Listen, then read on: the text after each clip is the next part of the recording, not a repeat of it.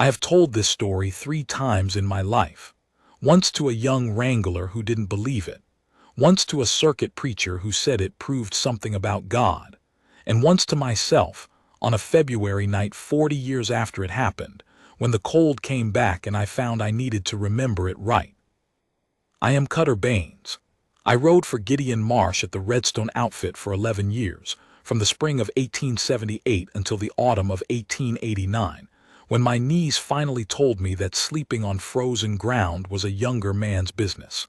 I was 31 when the winter I'm about to describe began, and I thought I had seen most of what the high desert could do to a man. I was wrong about that. I was wrong about a good many things that winter. Gideon Marsh had run the Redstone alone since his wife Clara died in the autumn of 1873. 8 years. He had 2 permanent hands, me and a quiet Swede named Arvid who could fix anything with wire and patience, and he hired on extra men for roundup and branding, then let them go. He didn't want people around. You could feel it in the way he built the ranch. The bunkhouse sat a quarter-mile from the main house, close enough to be useful, far enough that a man could walk from one to the other without obligating himself to conversation. Gideon liked that distance. He was a man who had found a shape for grief, and the shape was work and silence, and he was not looking to change it. He was not a cruel man. I want to be clear about that before I go further. In 11 years, I never saw him cheat a hand out of wages or turn away a traveler who needed water and a night's rest. He had a code, the kind that doesn't need to be spoken aloud because it's just the way a man's bones are set. You didn't leave a person in the cold. You didn't ride past someone in trouble. You didn't take what wasn't offered. These things were not rules to Gideon. They were the same as breathing. But he had built a wall around the particular room where Clara used to live in him, and he kept that room locked, and he did not expect or want anyone to have the key. The winter I'm talking about is 1881, November. The high desert country north of the Sweetwater had been threatening snow for 2 weeks, the kind of slow gray patience that you learn to read when you've spent enough seasons there. The cattle were down from the summer pastures. Arvid and I had spent 3 days patching the fence line on the north quarter. Gideon had ridden out to check the creek crossing on the east range and came back quiet even by his standards, which meant the creek was going to ice over early, and we were in for a long one. The storm hit on a Tuesday night, not with any particular drama at first, just a steady pressing down of cloud and a wind that found every gap in the bunkhouse walls. By midnight it was a full blizzard. By morning the world was white from the mesa rim to the corrals, and the snow was still coming sideways. I heard the knock at the main house from the bunkhouse. That surprised me. I was 60 yards away with the wind going and a foot of snow on the ground, but it was the kind of knock that carries. 3 strikes, deliberate, like someone who had been taught that if you need help you ask for it plainly and you do not beg. I pulled on my coat and boots and went, not because it was my business, but because in a storm like that a knock at a man's door was everyone's business. Gideon had already opened it by the time I got there. She was standing in the doorway with a boy pressed against her left side. The boy was maybe 6 or 7, dark-eyed, wearing a blanket coat that was soaked through at the shoulders. She was tall for a woman, straight-backed in a way that had nothing to do with pride and everything to do with how she was built, like a person who had decided a long time ago not to fold. Her face was still, not frightened, though I don't know what she had ridden through to reach that door. She had a horse behind her in the dark, a gray, half collapsed against the corral post, and the animal's legs were shaking. She spoke first. She said in English that was careful and exact, "I ask for 1 night's shelter, for my son and my horse. We will be gone at first light." Gideon looked at her for a moment. I couldn't see his face from where I was standing, but I saw the set of his shoulders, and they didn't change. He stepped back from the door and held it open. That was all. No speech, no question, no condition. He just stepped back and let the cold air in and let them come out of it. Her name was Saya. She told us this after the boy was wrapped in a blanket by the stove and the horse was in the barn with grain and dry straw. She said it the way a person states a fact they have no reason to conceal. Saya, her son was Neha. She was Navajo. She said this too, plainly, watching us when she said it in a way that told me she had watched men's faces change at that word before and was ready for whatever came next. Gideon's face didn't change. Mine, I hope, didn't either. Her husband had been killed 3 days prior.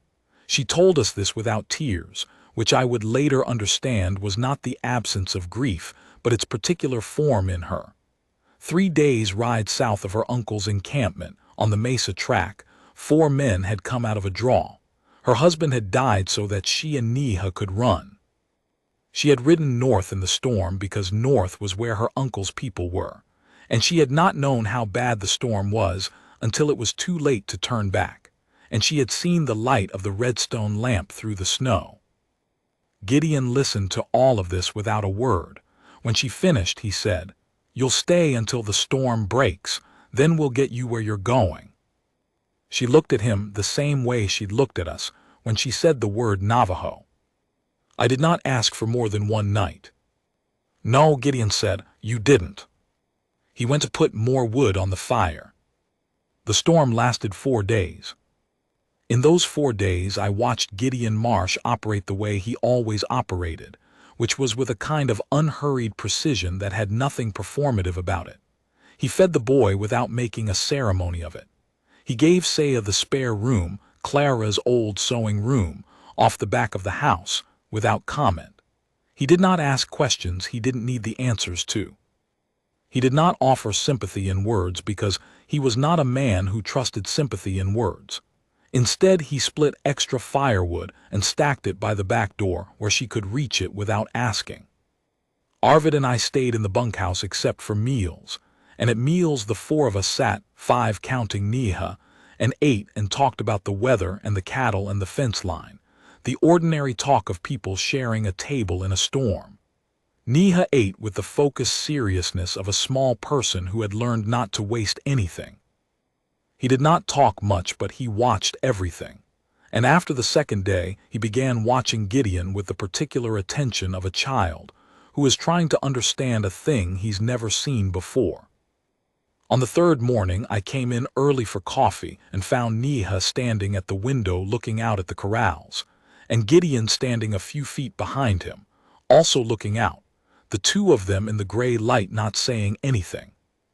After a while, Gideon said, "Storm's easing." Neha said, "How do you know?" Gideon said, "The snow's falling straight down instead of sideways." The boy considered this. Then he nodded, as if this was a useful piece of information he intended to keep. That was the first real exchange I saw between them. It was not a large thing, but I have thought about it in the years since, because I think that was the moment Gideon Marsh started to come back from wherever he'd been for 8 years, not because a boy said something remarkable, but because a boy asked him a question and he answered it, and the answering felt natural.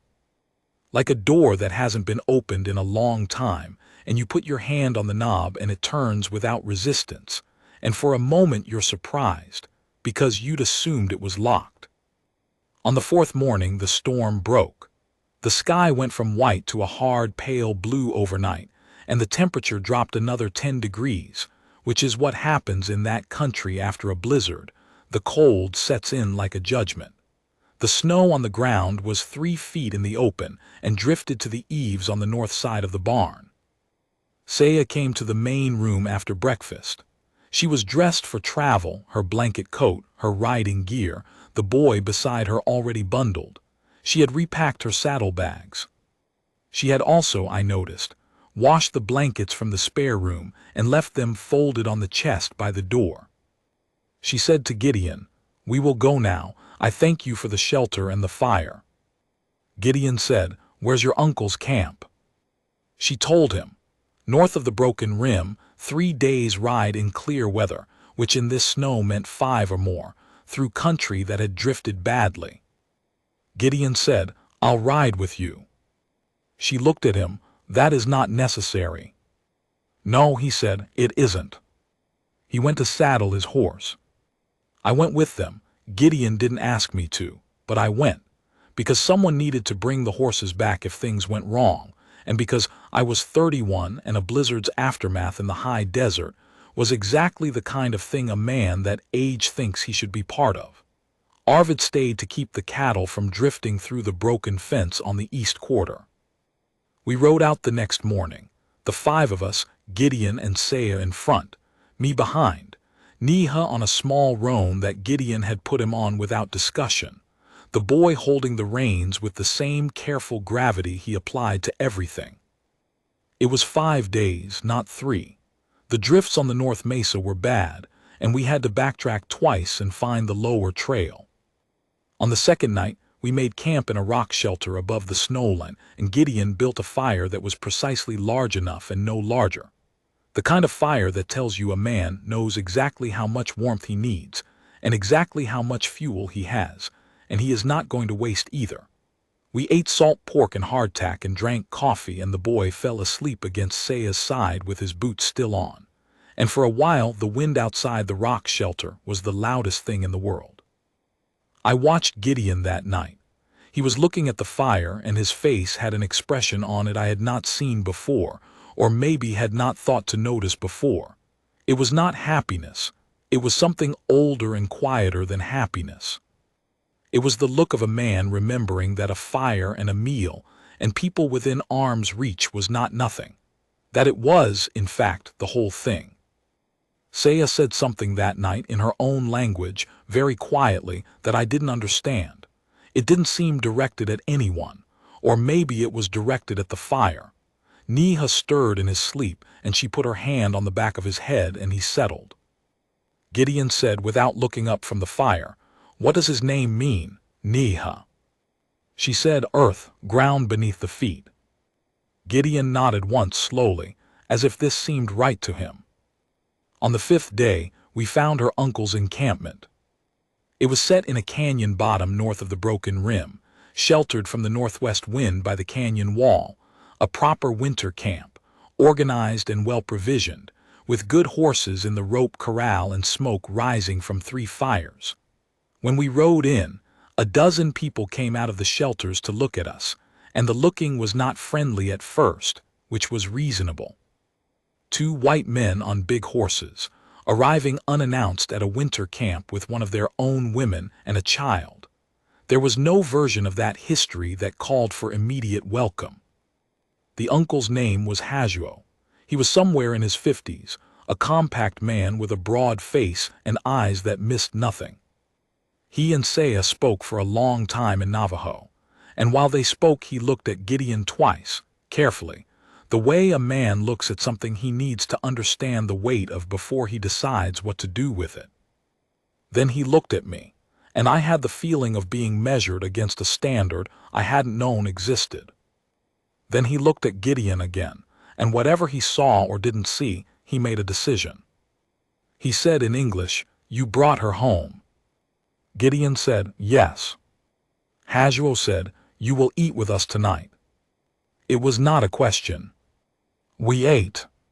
The food was different from anything I'd had before, a stew with dried meat, and something I didn't recognize, but that was warm and good. And we sat by the fire with Hajuo and 2 other men whose names I didn't catch, and there was very little talking, but it was the comfortable kind of silence, the kind that happens between people who are trying to learn each other's weight rather than impress each other with their words. Neha ate across the fire from us, between 2 older women, and he looked more settled than I had seen him since the door of the Redstone opened. When we were getting ready to leave the next morning, Saya came to where Gideon was saddling his horse. She said, "I did not expect kindness." Gideon said, adjusting the cinch without looking up, "A person caught in a storm deserves a door opened. That's not kindness, that's just a door." She was quiet for a moment, then she said, "What you did was more than a door." He straightened and looked at her then, and I made myself very busy with my own saddlebag, because whatever passed between them in that moment was not my business. He said, "You going to be all right here?" She said, "Yes." He nodded, he mounted up. We rode back south. The 5 days out became 4 days back because the trail was broken and the weather held. Gideon didn't say much on the ride home, which was normal, but the silence had a different quality to it than the silences I was used to from him. Not closed. Something more like a man, sitting with a thought he hasn't finished yet. When we got back to the Redstone, Arvid had kept everything running and the east fence was patched and the cattle were settled. Life resumed its shape. November became December. I thought that was the end of it. I was wrong. 3 weeks after we got back, Hagio rode into the Redstone yard alone. He came in the middle of a clear, cold afternoon, on a good bay horse, and he sat the horse and looked at the layout of the ranch for a minute before he dismounted, the way a man does when he is deciding whether a place is what he expected. Then he tied his horse to the post by the water trough and walked to the main house and knocked. I was near enough to hear what happened next, or most of it. Gideon opened the door.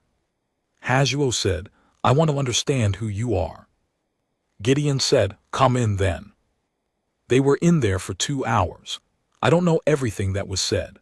What I do know is that Hagio came back 3 more times before the worst of the winter set in, and each time he and Gideon sat at the kitchen table and talked, and the talking got easier each time.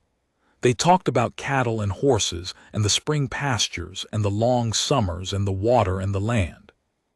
They talked about the kind of things men talk about when they are really talking about whether a person can be trusted. The conversation where nobody says, "Are you trustworthy?" but both men are asking it and listening for the answer in everything else. The 4th time Hagio came, he brought Saya with him. He did not explain why. He arrived, introduced her presence as if it required no explanation, and the 4 of us, Hagio, Saya, Gideon, and me, sat at the table and drank coffee and talked about nothing in particular for most of an afternoon. At some point, Hagio stood up and said he was going to look at the horses in the corral, and he went out and I followed him because I could see I was supposed to, and Gideon and Saya were left at the table, and whatever they said to each other I never asked and they never told me. But I'll tell you what I noticed when we all rode out at dusk. Saya looked back at the Redstone once, from the top of the rise, and the look was not the look of a woman leaving a place behind. It was the look of a woman measuring a distance she intends to cross again. The winter went on.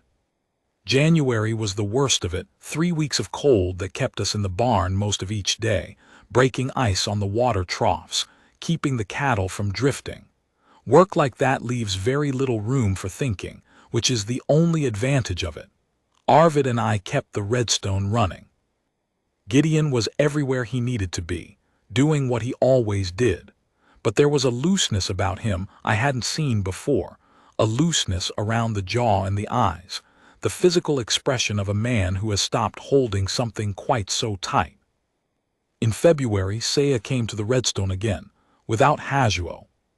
She and Neha rode in on a clear Tuesday morning, and she said to Gideon that her uncle's band was moving the camp, and she had work she could do at the ranch through the rest of the cold months if he had work to give. Gideon looked at her for a long moment. He said, "I can pay a fair wage."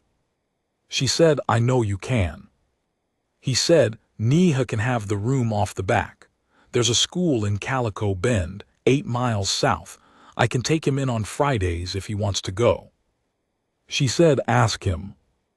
Gideon went and found the boy, who was already in the corral looking at the horses, and he asked him, and Neha said yes with the same economy he applied to everything, and that was that. They moved into the Redstone in February of 1882, and they did not move out. I want to be precise about what happened in those months because imprecision would dishonor it. There was no sudden declaration. There was no single moment where everything changed and the music swelled and the curtain came down. What happened was smaller and therefore larger than that. What happened was that 2 people who had both learned how to live alone, who had both built their lives around the specific discipline of not needing, found themselves repeatedly in each other's proximity doing ordinary things, and the ordinary things accumulated. Saya worked. I don't mean she helped out, I mean she worked, the way a person works when they know a trade and take it seriously. She understood horses in a way that Arvid and I noticed and admired and did not fully understand. She could read a horse's condition from 20 feet in a way that took me years to get anywhere near. She had a knowledge of the mesa country north of the Redstone that turned out to be useful 3 times that spring, twice when cattle drifted, and once when a section of fence line on the north quarter didn't make sense to any of us until she walked it and pointed out what the snow runoff would do to that particular piece of ground when the thaw came. Gideon watched her work the way a man watches something he respects, not performing respect, the way people sometimes do when they want to be seen being fair-minded. Actually watching, the way you watch when you're learning something. Neha went to school in Calico Bend on Fridays. Gideon drove him in, and after the first 2 weeks he stayed in town while the boy was in school and did the supply run rather than making a separate trip. Neha came home each Friday with the same expression, which was the expression of a person who has taken in a large amount of information and is chewing on it quietly and will let you know what he thinks when he has finished. One Friday in March, he told Gideon, in the wagon on the way home, that the schoolteacher had said that maps are wrong about certain things, and he wanted to know if Gideon thought that was true. Gideon said he thought it was very likely true. Neha said, "She says the names on the map are not the original names." Gideon said, "That's right. Do you know the original names?" Gideon said, "Some of them. Your mother probably knows more." The boy considered this for a while, watching the mesa go by. Then he said, "My father knew many of them." Gideon didn't say anything for a moment. Then he said, "I expect he did." That was all. But I know from Arvid, who was on the wagon box that day, that Gideon's hands tightened on the reins for a moment and then eased, and Arvid said there was something in his face that was not pity and was not guilt and was not grief exactly, but was in the same country as all 3. April came. The thaw came with it, and the work multiplied, that particular madness of a ranch in spring, when everything needs doing at once and the daylight hours are never quite enough. Saya and I mended fence on the south quarter for 3 days running, while Gideon and Arvid pushed the cattle up to the summer pastures. We didn't talk a great deal. There wasn't time. But we talked enough that I got to know her in the way you get to know someone you are working alongside, which is a more reliable way than most. She told me on the 3rd day that she had not planned to stay. I said I'd gathered that. She said, "When I knocked on that door in November, I expected one night, a place out of the storm.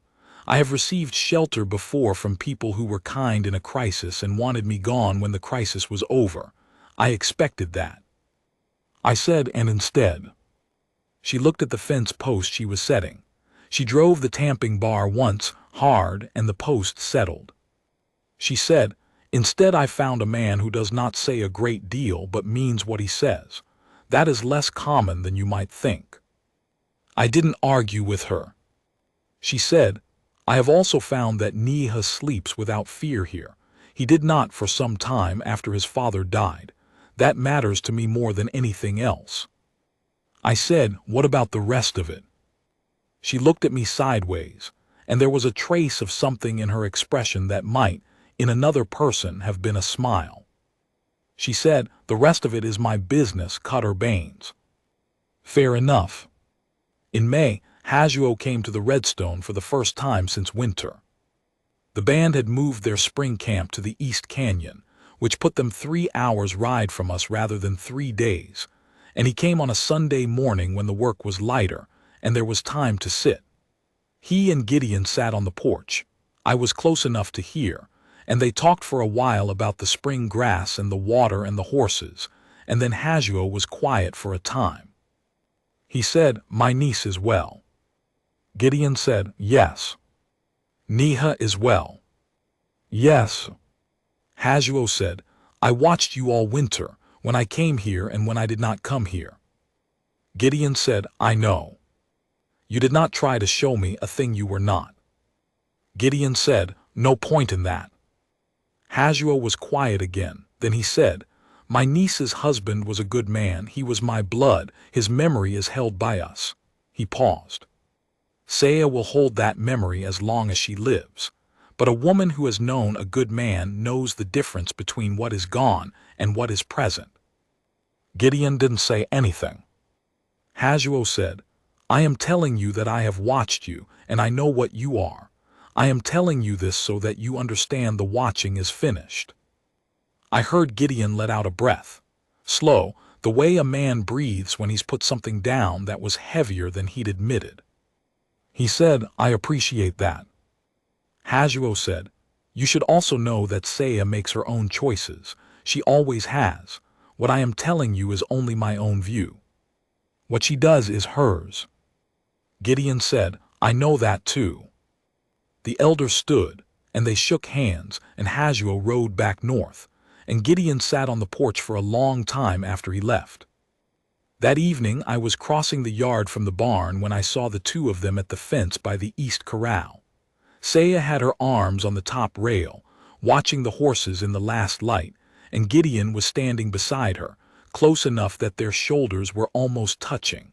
Neither of them was talking. The light was that particular evening gold you get in the high desert in May, when the shadows are long and the color of everything goes warm, and the horses were moving slowly in the pen, and neither of those two people looked like they were going anywhere.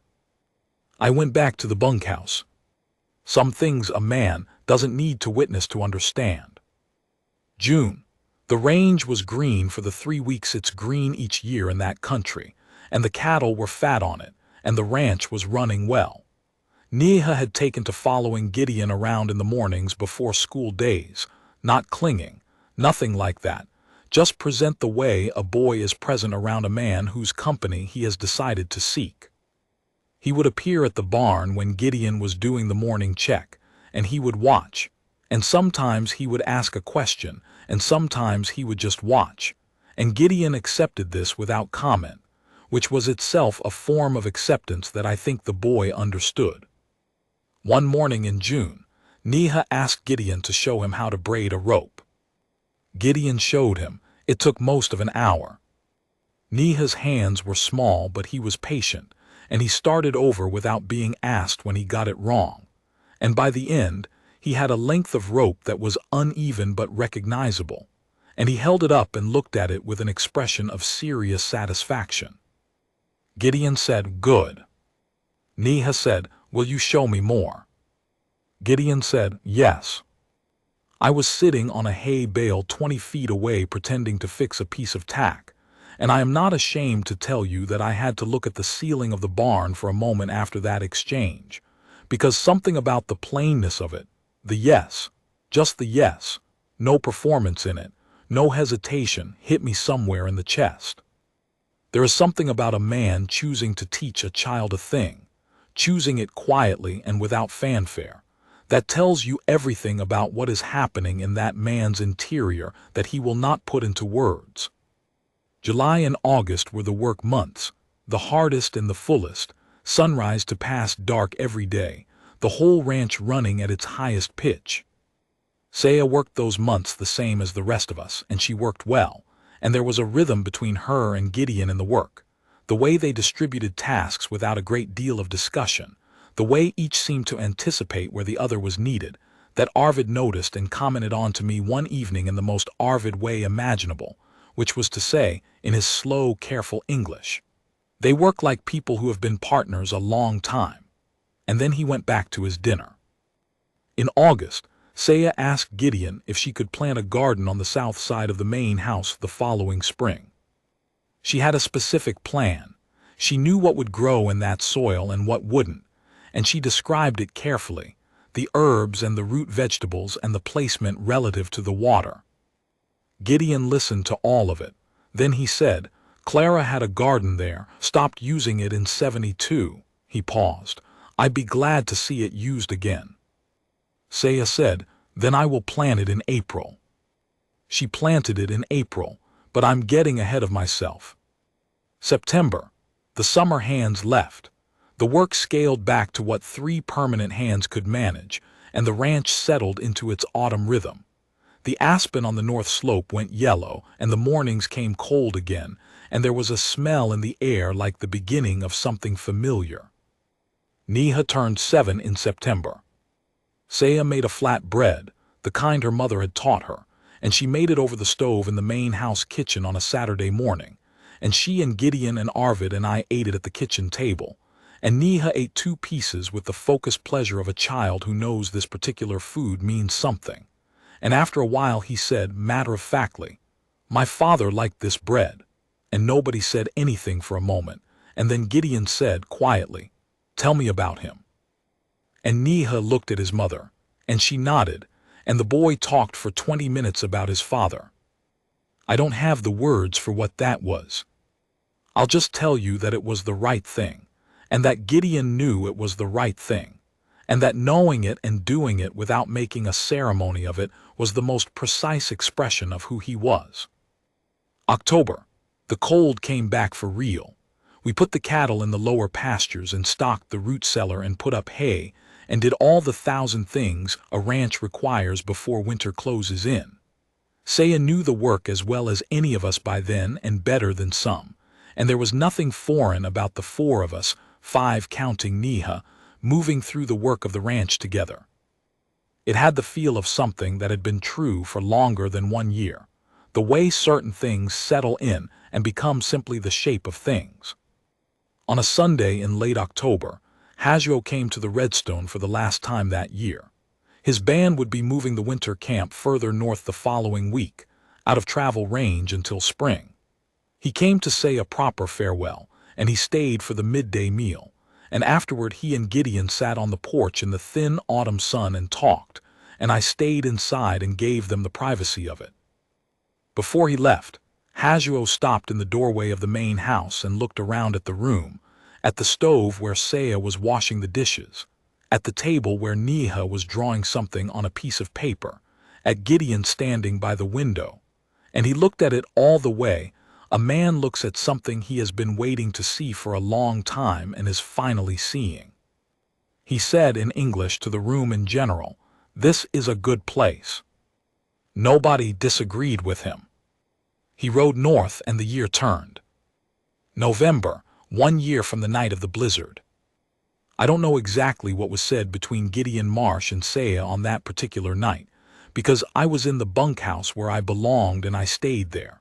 But I know the next morning at breakfast there was something different between them, not dramatic, not announced, just the settled quality of a thing that has been uncertain and is now certain.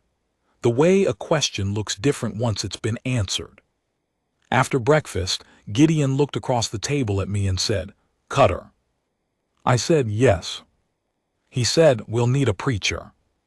I said, "I'll ride to Calico Bend on Friday." He said, "All right." That was the whole conversation. The preacher came out the following Sunday. It was a short ceremony, the 4 of us and Arvid and Hajo, who had ridden 3 days in the cold to be there because Saya had sent word, and he stood beside his niece and watched the whole thing with an expression that was not quite a smile but was in the same direction. Neha stood beside Gideon with his hands at his sides and his chin up, wearing the look of a person attending to something important. The preacher said the words, and Gideon said the words, and Saya said the words, and that was a marriage in November of 1882 at the Redstone Ranch in the high desert country of Wyoming Territory, witnessed by an old Swede, a young ranch hand, and a Navajo elder who had ridden 3 days in the cold and considered it a fair ride. I'm going to tell you one more thing before I finish, and then I'll be done.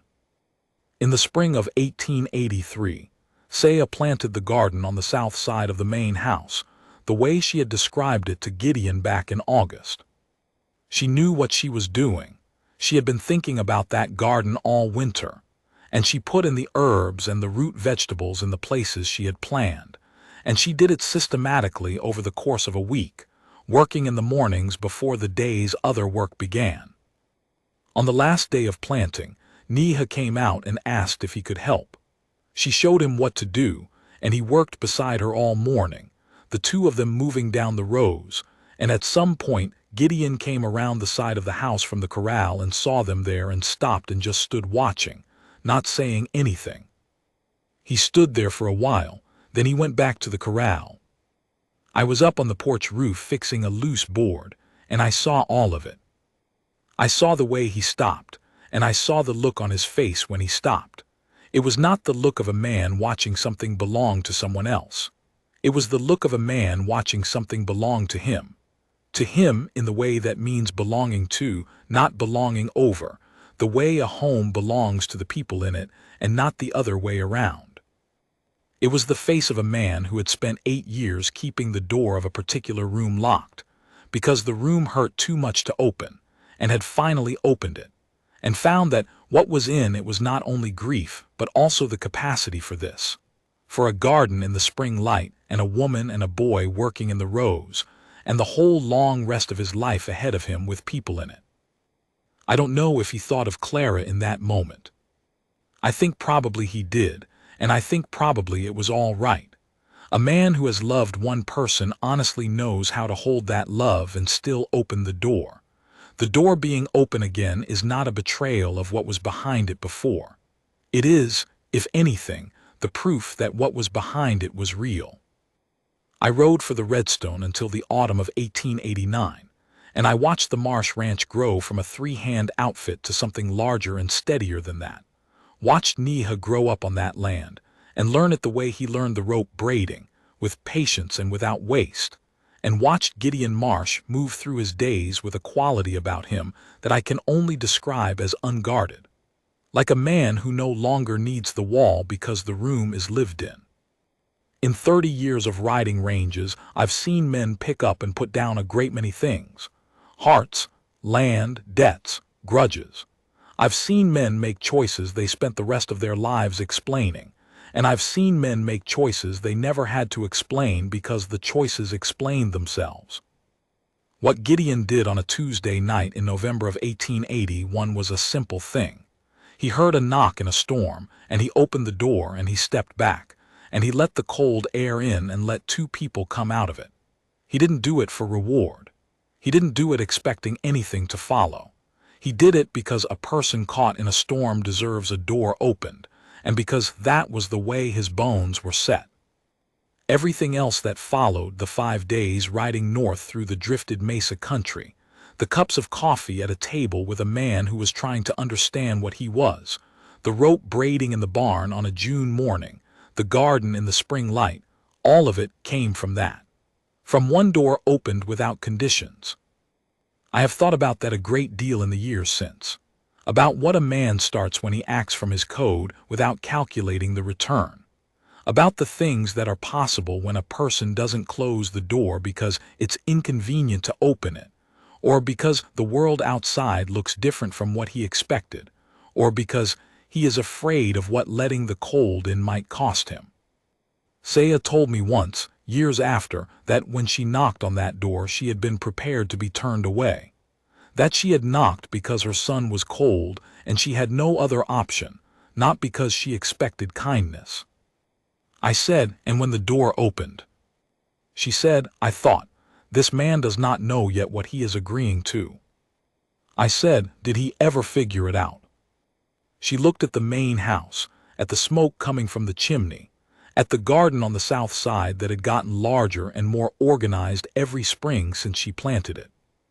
She said, yes, I think by the second winter he knew. She said it the way a person says a thing they are glad is true. I was an old man, before I understood what I had witnessed at the Redstone in those years. I thought I understood it at the time. I thought it was a love story, and it was, but that is not all it was. It was also a lesson in what a door is for, not to keep the cold out, to decide who you are willing to let the cold in for. Gideon Marsh let the cold in, and everything that followed was warm,